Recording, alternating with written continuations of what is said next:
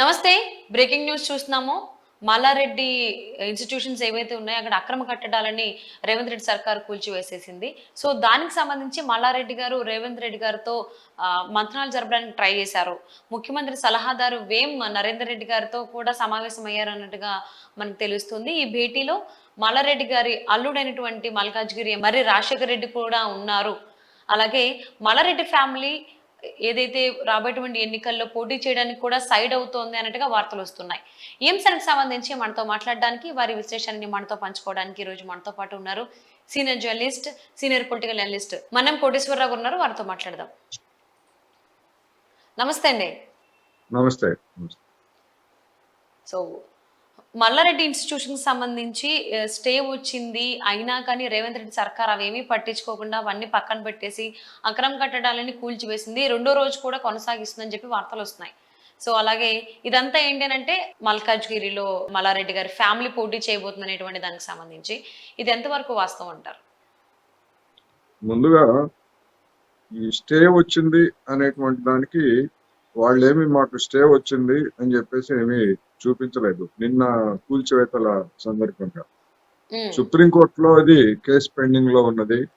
మేము దాన్ని రెగ్యులరైజ్ చేయడానికి కొంత ప్రాంతం ఉంటే ఉండొచ్చు చెరువు ఆక్రమణకి సంబంధించి, దాన్ని రెగ్యులరైజ్ చేయమని చెప్పేసి మేము దరఖాస్తు చేశాము. అది పెండింగ్ లో ఉంది అని చెప్పినట్టుగా వార్తల ప్రకారంగా వార్తలు వచ్చాయి తప్ప దాని మీద స్టే వచ్చినట్టు చెప్పలేదు. ఒకవేళ స్టే గనక వచ్చి ఉంటే ఆ స్టేను ధిక్కరించి అధికార యంత్రాంగం వాటిని కూల్చివేస్తుంటే అది కోర్టు ధిక్కరణ నేరం కిందకి వస్తుంది. అది ప్రభుత్వానికే చుట్టుకునేటువంటి అవకాశం ఉంది. అందువలన ఇప్పటి వరకు వచ్చినటువంటి వార్తల ప్రకారం కానీ లేదా వాళ్ళు చెప్పినటువంటి దాని ప్రకారం కానీ ఆ విధమైనటువంటి పరిణామం అయితే జరగలేదు. అందుకనే ముఖ్యమంత్రిని కలవడానికి ముందు ఆయన ఆత్మగా చెప్పుకునేటువంటి వేం నరేందర్ రెడ్డి గారు, ఆయన సలహాదారు గారు ఉన్నారు, ఆయన దగ్గరకు వెళ్ళి ఆపించమని చెప్పేసి కోరారు. ఆయన తన చేతుల్లో ఏమీ లేదని చెప్పేసి చేతులు ఎత్తేసినట్టుగా వాళ్లే చెప్పారు. అంతే తప్ప మేము రాజకీయాల కోసం వెళ్ళలేదని కూడా మల్లారెడ్డి గారు ఆయన అల్లుడు వాళ్ళు చెప్పారు. ఇక్కడ మనం గమనించాల్సింది ఏంటంటే హైదరాబాద్ లో అక్రమ కట్టడాలు లేదా ఆక్రమణలు అనేటువంటివి ఎక్కడ చూసినా గానీ అక్కడ మనకి కనిపిస్తాయి. గతంలో కూడా టిఆర్ఎస్ పాలనలో కూడా అయ్యప్ప సొసైటీలోను లేదా మరికొన్ని ప్రాంతాల్లోనూ ఇదే విధమైనటువంటి అక్రమ కట్టడాల కూల్చివేత హడావుడి మా అందరికీ తెలిసిందే. కొన్నింటిని కూల్చివేసి ఆ తర్వాత ఏమైందో తెలియదు, వాటిని రెగ్యులరైజ్ చేశారో లేదో తెలియదు, లేదా అసలు వాటిని వదిలేశారో లేదో తెలియదు. మిగతా కట్టడాల విషయాన్ని మొత్తం అంతా కూడా పక్కన పెట్టేశారు. అంటే దాని అర్థం ఏంటంటే అప్పుడు వచ్చినటువంటి విమర్శలు ఏంటంటే అధికార పార్టీకి అవసరమైనటువంటి ముడుపులు బాధితులుగా ఉన్నటువంటి వాళ్ళు చెల్లించుకున్నారనేటువంటి ఆరోపణలు అప్పుడు వచ్చాయి. ఈ కాంగ్రెస్ నాయకులు కూడా ఆ చర్యని ఆ రోజు విమర్శించారు. ఇవాళ ఇప్పుడు మల్లారెడ్డి అల్లుడికి చెందినటువంటి ఈ భవనాలని ఆయన స్వాధీనంలో ప్రభుత్వ భూముల్లో ఉన్నటువంటి ఆ భవనాలని పూర్తిగా కూల్చివేస్తారా, లేకపోతే పాక్షికంగా కూల్చివేసి దాన్ని వదిలేసి తర్వాత మళ్ళా దాన్ని రెగ్యులరైజేషన్ కానీ లేదా మరో విధంగా కానీ వాటిని కొనసాగేందుకు అవకాశం ఇస్తారా అనేటువంటి వాళ్ళ జనం వైపు చూస్తున్నారు. రెండవది, గతంలో ఇక్కడే కాదు వివిధ ప్రాంతాల్లో పొరుగునున్నటువంటి ఆంధ్రప్రదేశ్ లో కూడా అధికారంలో ఉన్నటువంటి వాళ్ళు చేసినటువంటిది ఏమిటంటే కొన్నిటిని కూలగొడితే మిగిలినటువంటి అక్రమదారులు లేదా ఆక్రమణదారులు రాజీకి వచ్చి కాళ్ల బేరానికి వచ్చి అవసరమైనటువంటి ముడుపులు ఇచ్చినటువంటి ఉదంతాలు కూడా ఉన్నాయి. బహుశా అటువంటి దానిలో భాగంగానే, ఎందుకంటే రాబోయే ఎన్నికలు కాంగ్రెస్ కేమీ డబ్బు చేదు కాదు, లేకపోతే మరొకటి కాదు, ఒకవేళ అలాంటి ఎత్తుగడ కూడా దీనిలో ఉన్నదా అనేటువంటిది ఒకటైతే, రెండోది మల్లారెడ్డి లేదా మల్లారెడ్డి అల్లుడు అనేటువంటి హైదరాబాద్ పరిసరాల్లో ఒక పెద్ద కుటుంబం, వాళ్ళకి కొన్ని సామ్రాజ్యాల్లాగా కొన్ని ఇన్స్టిట్యూషన్స్ అవన్నీ ఉన్నాయి. వాళ్ళందరూ రావాలంటే వాళ్ళందరినీ కూడా కాళ్ల బేరానికి తెచ్చుకోవాలంటే ఈ విధంగా వాళ్ళ ఆక్రమణలో ఉన్నటువంటి వాటిని కూల్చివేయడం ద్వారా వాళ్ళని మరింతగా తమ కాళ్ళ దగ్గరికి తెచ్చుకునేటువంటి ఎత్తుగడ కూడా ఉంటే ఉండొచ్చు. దాన్ని మనం ఏం కాదనలేము, అలా ఉందని మనం కూడా నిర్ధారించి చెప్పలేము. ఎందుకంటే వాళ్ళు ఉన్నటువంటి రాజకీయాల్లో ఎవరు అంత పరిశుద్ధంగా లేరు. బీఆర్ఎస్ కావచ్చు, బీజేపీ కావచ్చు, తెలుగుదేశం, కాంగ్రెస్, ఎవరైనా సరే ఉమ్, వాళ్ళ గత చరిత్రను బట్టి మనం ఈ విధంగా చెప్పుకోవాల్సి వస్తుంది. అందువలన ఇప్పుడు రాబోయే ఎన్నికల్లో ఏం చేస్తారు అనేటువంటిది ఒక ప్రశ్న సహజంగానే మనందరికీ కలుగుతా ఉంది. అవును. అంటే మల్కాజ్గిరి మల్కాజ్గిరి స్థానం నుంచి మల్లారెడ్డి గారి తనయుడు పోటీ చేయబోతున్నాడు. అందుకే మల్లారెడ్డి ఇన్స్టిట్యూషన్స్ మీద ఈ రకంగా రేవంత్ రెడ్డి వ్యవహరిస్తోంది అన్నట్టుగా కూడా వాదనలు వస్తున్నాయి. దీని గురించి ఏమంటారు? ఇప్పుడు అలాంటి ఆరోపణలు వచ్చినప్పుడు అలాంటిది ఏమీ కాదు. అక్రమ ఆక్రమణలన్నిటి మీద మేము అందరికీ ఒకే విధంగా మేము అనుసరిస్తున్నాము అని చెప్పేసి మిగిలినటువంటి ఆక్రమణలు కూడా కూల్చివేసినప్పుడు అలాంటి ఆరోపణలకి తావు ఉండదు. ఉమ్, అదేవిధంగా నిన్న నెక్నాపూర్ అనేటువంటి ప్రాంతంలో కూడా కొన్ని అక్రమ కట్టడాలని, కొన్ని విల్లాలని కూల్చివేసినట్టుగా కూడా మనం చూసాం. అందువలన ఈ కూల్చివేతల కార్యక్రమం అనేటువంటి ఏవో కొన్ని సెలెక్టివ్ గా తీసుకుంటే మాత్రం ఇలాంటి ఆరోపణలు వస్తాయి. అలా కాకుండా ఇప్పటికే నిర్ధారణ అయినటువంటి ప్రాంతాలన్నింటిలో గనక కూల్చివేతలు మొదలుపెట్టి అవన్నీ కూడా చేసేట్లయితే రాబోయేటువంటి రోజుల్లో అక్రమాలకు పాల్పడే వాళ్ళకి ఒక హెచ్చరికగా ఉంటుంది.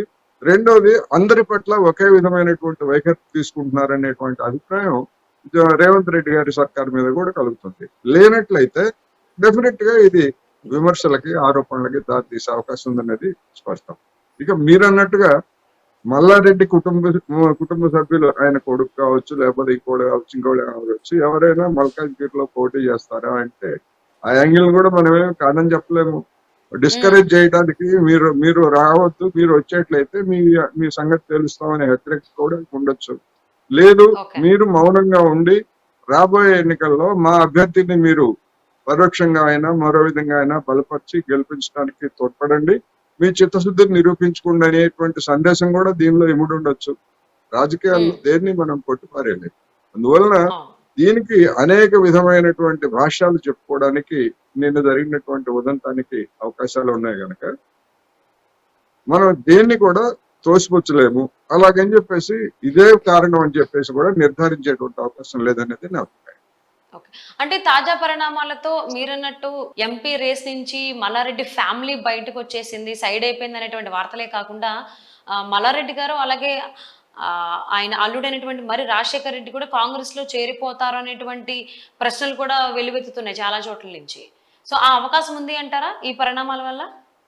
ఇప్పుడు అనేక మంది ఎమ్మెల్యేలు, ఎంపీలు అంటే ఇంకా ఎన్నికలు జరగలేదు కనుక ఎంపీల సంగతి ఉమ్, వదిలేస్తే అనేక మంది ఎమ్మెల్యేలు ఆ విధమైనటువంటి ప్రయత్నాల్లోనే ఉన్నారు అనేటువంటిది మన అందరికీ తెలిసిందే. అయితే ఉమ్, ఏమిటంటే ఈ లోక్సభ ఎన్నికల లోపు అటువంటి వాళ్ళని చేర్చుకున్నట్లయితే గతంలో ఎట్లాగైతే మన కాంగ్రెస్ ఎమ్మెల్యేలని బీఆర్ఎస్ కొనుగోలు చేసినప్పుడు ఏ విధమైనటువంటి విమర్శల్ని ఆ పార్టీ ఎదుర్కొన్నదో, ఇప్పుడు బీఆర్ఎస్ ఎమ్మెల్యేలను కూడా చేర్చుకున్నట్లయితే రేవంత్ రెడ్డి సర్కారు లేదా కాంగ్రెస్ పార్టీ కూడా అదే విధమైనటువంటి విమర్శలని ఎదుర్కోవాల్సినటువంటి పరిస్థితి ఉంటుంది. అందుకని ఉమ్, బహుశా నేను అనుకోవడం, ఈ లోక్సభ ఎన్నికల్లో కాంగ్రెస్ అభ్యర్థులకి వీళ్ళంతా అంటే ఎవరైతే చేరాలనుకుంటున్నారో వాళ్ళందరూ కూడా తమ మద్దతుదారులందరూ కూడా కాంగ్రెస్ అభ్యర్థుల తరఫున కేంద్రీకరించి వాళ్ళ గెలుపుకి తోడ్పడేట్లయితే, చూడండి మేము మా నిజాయితీని మేము నిరూపించుకున్నాము, కాంగ్రెస్ ని గెలిపించడానికి మేము ప్రయత్నించాము అని చెప్పేసి తర్వాత ఉమ్, లోక్సభ ఎన్నికల తర్వాత కాంగ్రెస్ లో చేరతారా లేకపోతే కాంగ్రెస్ కి అనుబంధంగా ఉంటారా? ఎందుకంటే ఎన్నికల ఫిరాయింపుల నిరోధ చట్టం ఉంది కనుక ఆ ఉమ్, ఫిరాయింపుల నిరోధక చట్టానికి అనుగుణంగా అంత పెద్ద సంఖ్యలో అందరూ వస్తారా రారా అనేటువంటిది కూడా కొన్ని సందేహాలు ఉన్నాయి. అందుకని అటువంటి సంఖ్య లేనప్పుడు ఏమవుతుందంటే వాళ్ళ సభ్యత్వాలు రద్దు చేయడానికి అవకాశం ఉంది. అందుకని ఒకవేళ కాంగ్రెస్ తో చేతులు కలిపి లేదా కాంగ్రెస్ మంత్రులకి లేదా కాంగ్రెస్ పార్టీకి దగ్గరగా ఉండేట్లయితే బీఆర్ఎస్ వాళ్ళని పార్టీ నుంచి బహిష్కరించింది అనుకోండి, అప్పుడు ఉమ్, వాళ్ళకి కాంగ్రెస్ లో చేరడానికి వాళ్ళ సభ్యత్వాలు నిలుపుకోవడానికి కూడా అవకాశం ఉంటుంది. అందుకని అది ఎట్లా జరుగుతుంది ఏమిటి అనేటువంటిది మనం ఇప్పుడు ఊహించలేము. కానీ డెఫినెట్ ఉమ్, గా బీఆర్ఎస్ లో ఉన్నటువంటి అనేక మంది ఎమ్మెల్యేలు కాంగ్రెస్ వైపు చూస్తున్నారు అన్నది స్పష్టం. ఎందుకంటే వాళ్ళకి అధికారం లేకపోతే చెరువు ఎండిపోయినటువంటిప్పుడు చేప పిల్లలు ఎలా గిలగల కొట్టుకుంటాయో బీఆర్ఎస్ నేతలు గాని, ఎమ్మెల్యేలు గాని, ఇతర ప్రజాప్రతినిధులు గాని అదే విధంగా ఉన్నారు. ఆ కారణంగానే అనేక చోట్ల జిల్లా పరిషత్తుల్లో, మున్సిపాలిటీల్లో, కార్పొరేషన్లో పొలోమంటూ బీఆర్ఎస్ నుంచి కార్పొరేటర్లు, మున్సిపల్ చైర్మన్లు, అవిశ్వాస తీర్మానం ఏదో ఒక పేరుతోటి కాంగ్రెస్ లోకి రావడం మనం చూస్తాం. ఓకే. సో మరి మల్లారెడ్డి ఇన్‌స్టిట్యూషన్స్ అక్రమ కట్టడాల కూల్చివేతలో రేవంత్ రెడ్డి సర్కార్ వెనకడుగు వేస్తుందా? లేకపోతే మల్లారెడ్డి ఫ్యామిలీయే ఈ రాబోయేటువంటి ఎన్నికల్లో ఎంపీ రేస్‌కి సంబంధించి సైడ్ అవుతుందా అనేది చూద్దామండి. And thank you so much for spending your valuable time with us, Vanne Koteswararao గారు.